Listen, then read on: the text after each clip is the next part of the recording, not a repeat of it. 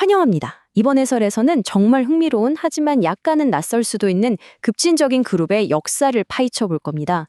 이 사람들의 신념이 처음에는 엄청난 박해와 피비린내 나는 사냥의 표적이 되었거든요.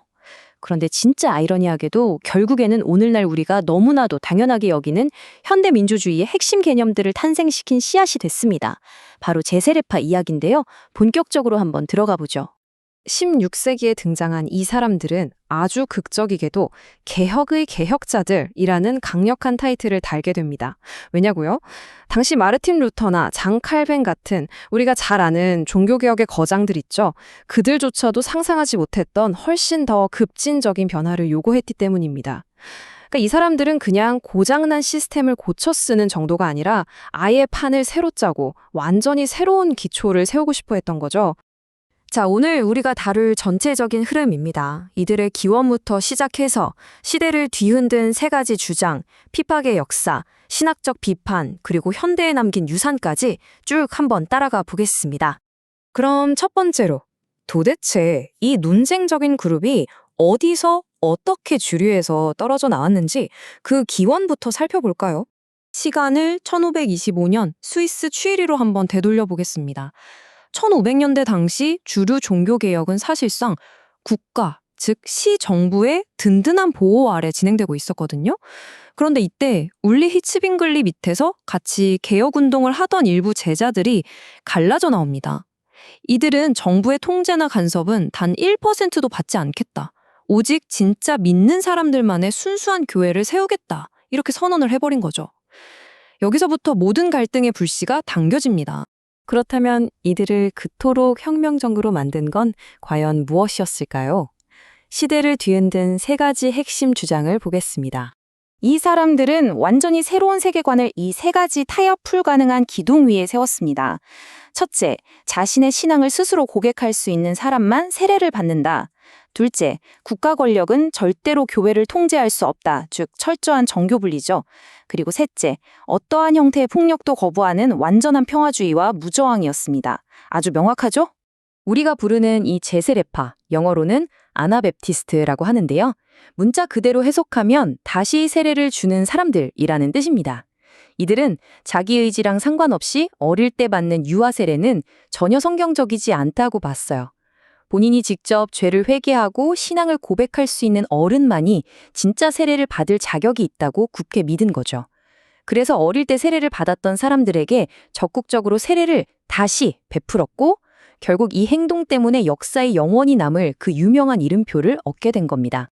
그리고 이게 당시 사회나 정치를 바라보는 이들의 시각을 아주 잘 보여주는 대목인데요. 이 사람들은 국가를 근본적으로 타락한 속세의 영역이라고 규정했습니다. 그러니까 주류 종교개혁자들처럼 시정부의 안전한 우산 밑으로 들어가는 걸 단호하게 거부한 거예요. 교회가 이 부패한 세상에 물들지 않으려면 아예 완전히 떨어져 나와서 순결한 공동체로 남아야 한다. 이렇게 굳게 믿었던 겁니다. 여기서 진짜 놀라운 점은요.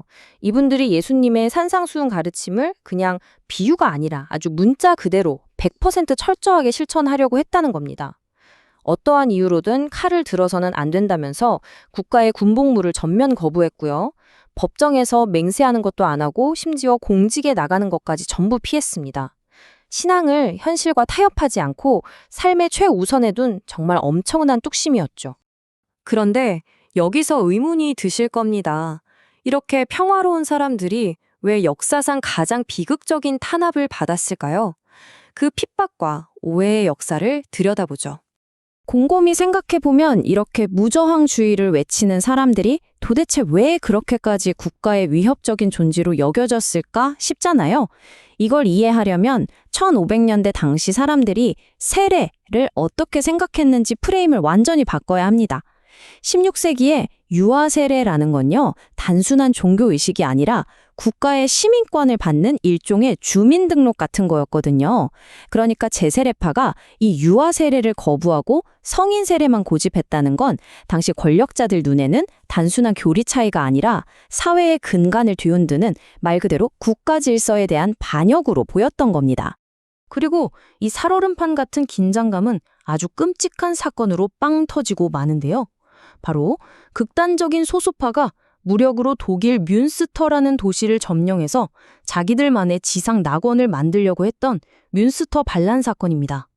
정말 비극적이게도 이 하나의 사건 때문에 폭력을 극도로 혐오하던 대다수의 선량한 평화주의 제세리파 사람들까지 전부 싸잡혀서 위험한 테러리스트 취급을 받게 돼요. 결국 수천 명의 무고한 사람들이 이단이자 반역자로 몰려 끔찍하게 사냥당하고 처형되는 참상이 벌어집니다. 자, 그럼 감정적인 부분을 조금 걷어내고 주류 개혁주의 관점에서 이들을 왜 반대했는지 그 신학적인 이유도 균형 있게 살펴볼 필요가 있겠죠. 가장 뼈대가 되는 차이점은 크게 두 가지입니다. 주류 개혁주의 신학은 유아 세례가 구약의 할례를 잇는다는 역사적인 연속성, 즉 언약 신학을 굉장히 중요하게 생각했고요. 또 기독교인이 세상 속에서 적극적으로 빛과 소금의 역할을 해야 한다는 문화적 사명을 강조했어요. 그런데 제세례파는 오직 어른 개인의 신앙 고백에만 집중하다 보니까 이 언약의 흐름을 단절시켰다는 비판을 받았고요. 또 세상을 너무 부패한 곳으로만 봐서 자기들끼리만 모여 사는 거룩한 섬을 만들려 한다는 지나친 분리주의적인 태도 때문에 매서운 지적을 받게 됩니다. 하지만 이런 극심한 반대와 핍박 속에서도 이들이 현대에 어떤 놀라운 유산을 남겼는지 마지막으로 확인해 보겠습니다. 사방에서 그렇게 맹렬하게 핍박을 받았는데도 불구하고 이들의 직계 후손들은 멸절되지 않고 꿋꿋이 살아남았습니다. 메노 시몬스의 가르침을 따르는 메노나이트가 그 대표적인 예인데요. 이분들 한국을 포함해서 전 세계적으로 꽤 활발하게 활동하고 있습니다. 지금도 아주 철저하게 비폭력과 평화 구축을 실천하고 또 적극적으로 재난구호 활동을 하면서 많은 사람들에게 귀감이 되고 있죠. 또 여러분이 미디어를 통해 종종 접하셨을 아미시 공동체도 있습니다. 주로 미국 펜실베이니아 쪽에 모여 사는데 이분들은 아예 현대 기술을 철저하게 거부하고 여전히 말이 끄는 마차를 타고 다닙니다. 조상들이 피 흘려가며 지키려고 했던 그 16세기의 순수함, 그리고 세상과 완전히 분리된 삶의 방식을 오늘날까지 그대로 보존하려고 하는 거죠. 정말 쉽지 않은, 하지만 아주 흥미로운 삶의 방식입니다. 하지만 이런 특정 직계 그룹들보다 훨씬 더 스케일이 크고 본질적인 유산이 있습니다. 이들이 목숨을 걸고 외쳤던 신자의 세례 원칙, 이게 현대 침례교 운동에 어마어마한 영향을 줬거든요. 그리고 더 소름 돋는 건 과거에는 이단이나 반역이라고 처형당하던 그 불언한 사상들, 그러니까 정교 분리와 절대적인 종교의 자유가 지금은 어떻게 됐죠? 네, 누구도 부정할 수 없는 현대 민주주의를 지탱하는 가장 단단한 반석이 되었다는 사실입니다. 이건 정말 역사의 놀라운 아이러니죠. 우리가 이 제세례파의 모든 신학적 노선에 100% 동의할 필요는 없습니다. 하지만 어떠한 사회적인 압력이나 정치적인 위협에도 굴복하지 않고 자신이 믿는 바를 끝까지 살아내려고 했던 그 타협 없는 헌신과 철저한 평화주의는요, 오늘날 신앙의 매너리즘이나 적당한 안일함에 빠져있는 우리 모두에게 정신 번쩍 들게 하는 아주 강력한 거울이 되어줍니다. 자, 마지막으로 여러분이 이 해설을 다 보시고 나서 곰곰이 씹어보실 만한 질문을 하나 던져드릴게요. 평화로운 신념 하나를 지키기 위해서 자기 목숨까지 기꺼이 내놓았던 이 제세례파의 핏빛 역사가 적당한 타협과 편안함에 너무나 익숙해져 버린 우리 시대에 던지는 메시지는 과연 무엇일까요? 과연 우리가 가진 원칙은 얼만큼의 무게를 견딜 수 있을까요?